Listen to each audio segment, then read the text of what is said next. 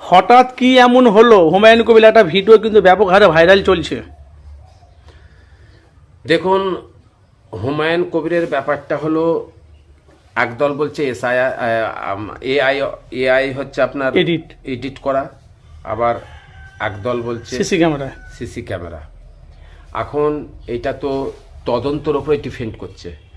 এটা হচ্ছে তদন্ত হবে, তারপরে বুঝে যাবে। কিন্তু আমার এর মধ্যে একটা প্রশ্ন থেকে যাচ্ছে।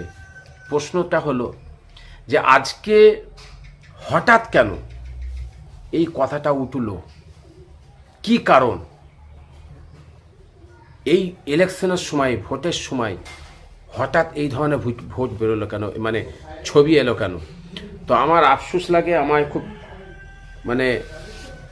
বিভ্রান্তি হচ্ছে সারা পশ্চিমবাংলার মানুষ, যে আজকে যেইভাবে এই মুহূর্তে যেইভাবে এই ধরনের ভাইরাল হওয়া, যদি বাস্তবে এটা হয়ে থাকে, তাহলে ভারতবর্ষের পশ্চিমবাংলার জনসাধারণের, পশ্চিমবাংলার বিশেষ করে মুসলিম সম্প্রদায়ের মানুষের আবেগ নিয়ে খেলা হচ্ছে। এই আবেগ কিন্তু মেনে নেবে না বাংলার মানুষ।